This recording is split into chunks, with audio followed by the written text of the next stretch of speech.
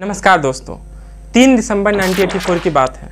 भोपाल के एक इंसेक्टिसाइड बनाने वाली फैक्ट्री में कुछ वर्कर्स काम कर रहे थे। रात के करीब 12 बजे होंगे और अचानक से उन वर्कर्स की आंखों में जलन होने लगती है, खांसी आने लगता है। तो उन्हें लगता है कि कुछ पाइप लीक्स हुए होंगे, कुछ गैसेस निकल रही होंगी। तो ऑफकोर्स वो चेक करना स्टार्ट करते हैं। तो उनमें से एक वर्कर पाता है कि कुछ पाइप से कुछ लीक हो रहा है और लिक्विड ड्रॉप हो रही है, जिसके साथ येलो कलर की गैस भी बाहर निकल रही है। यह देखते ही वर्कर्स तुरंत अपने सुपरवाइज़र को यह इन्फॉर्म करता है कि ऐसी ऐसी घटनाएं यहाँ हो रही हैं। सुपरवाइज़र को लगता है कि इतने बड़े प्लांट में छोटे मोटे लीक्स होते रहते हैं। वो कहता है चलो देखते हैं, लेकिन इससे पहले चलो हम सब अपना टी ब्रेक ले लेते हैं।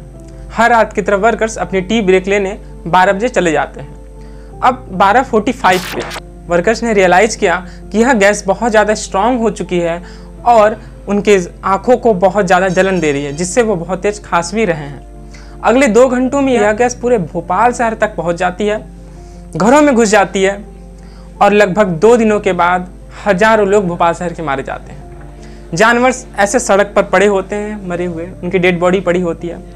कई लोग तड़प कर मर जाते हैं, कई लोगों को ऑक्सीजन मिलने की वजह से मर जाते हैं और ये बन जाता है दुनिया का सबसे बड़ा इंडस्ट्रियल डिजास्टर, जिसे भोपाल गैस ट्रेजेडी के नाम से जाना जाता है। लेकिन सवाल ये उठता है कि आखिर इस इतने बड़े एक्सीडेंट में गलती किसकी थी?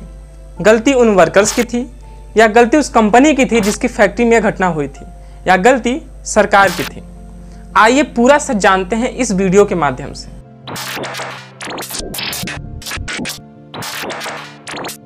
भोपाल के जिस फैक्ट्री में यह घटना हुई थी वह कंपनी यूनियन कार्बाइड की थी। यह कंपनी 100 साल से भी ज़्यादा पुरानी है। अगर आप इस कंपनी को नहीं जानते होंगे तो उसके कुछ मुख्य प्रोडक्ट हैं, जैसे एवरेडी को तो आप जानते होंगे, बहुत बड़ी बैटरी फैक्ट्री है। और ये कंपनी केवल बैटरी ही नहीं बल्कि रॉकेट फ्यूल भी बनाती है। इस कंपनी की फैक्ट्री दुनिया के कई जगहों पे फैले हुए हैं और यह कंपनी ऐसे ही बैटरी या और रॉकेट फ्यूल बनाने के लिए अलग अलग प्रकार के केमिकल प्रोड्यूस करती रहती है।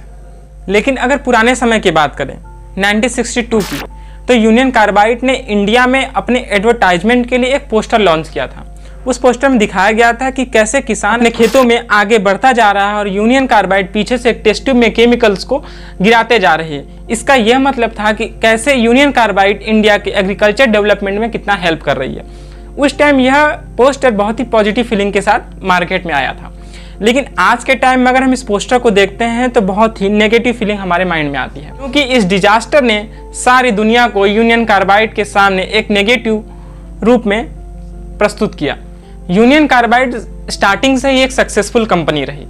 इसका 49% स्टेक इंडिया के इन्वेस्टर ऑन करते हैं और गवर्नमेंट की भी ऑनरशिप इस कंपनी के साथ है। साल 1969 यह वह साल था जब यूनियन कार्बाइड इंडिया के भोपाल शहर में एक केमिकल प्रोड्यूस करने के लिए अपने फैक्ट्री को स्थापित करती है। वह केमिकल होता है MIC यानी मिथाइल आइसोसाइनेट। इस केमिकल का यूज सेविन बनाने में किया जाता है।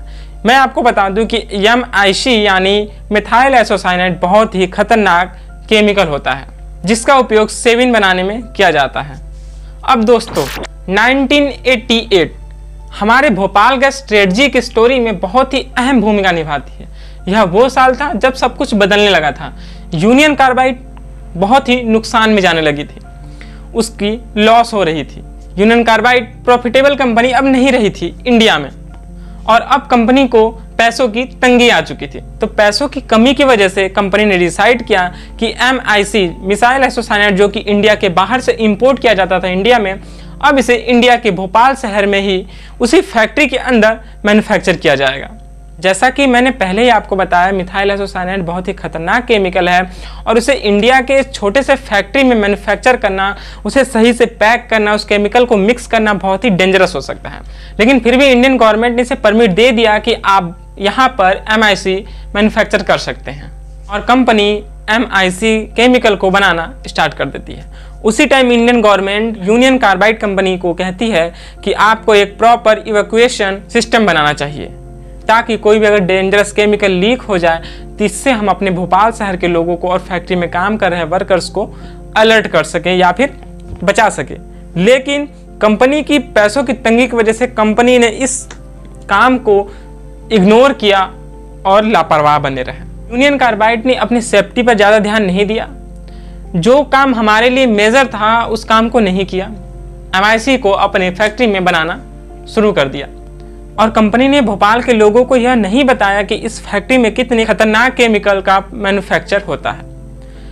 1981 में एक वर्कर की एक्सीडेंटली MIC से डेथ हो जाती है, लेकिन फिर भी यूनियन कार्बाइड कंपनी कोई एक्शन नहीं लेती है और किसी को अलर्ट नहीं करती है कि इस केमिकल की अगर लीक हो जाता है बाई चांस तो इसे कैसे बचा जाए, इससे कैसे रिएक्ट किया जाए। इसी समय यूनियन कार्बाइड का जो सेविन का सेल था इंडिया में, वह बहुत तेजी से नीचे गिरने लगा।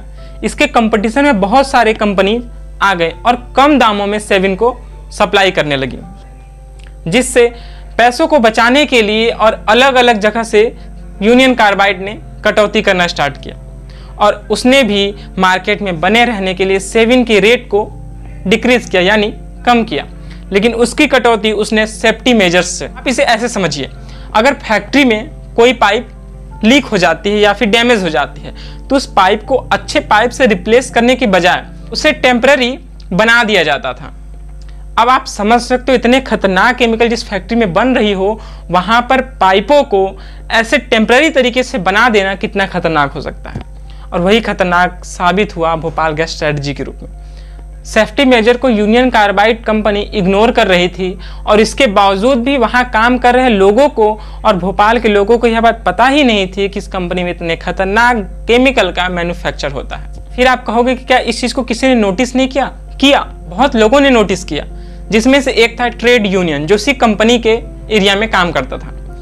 उसने प्रोटेस्ट करना स्टार्ट किया कि यहाँ पे खतरनाक गैसों का मैन्युफैक्चर हो रहा है, केमिकल का मैन्युफैक्चर हो रहा है। तो उस यूनियन को उस कंपनी के जॉब से निकाल दिया गया और फिर मामला वहीं शांत हो गया। लेकिन यहाँ पर एक आदमी थे जो इस पूरे प्रॉब्लम्स को बड़ी गहराई से जांचना चाहते थे, क्योंकि उनका पर्सनल स्टेक था इसमें।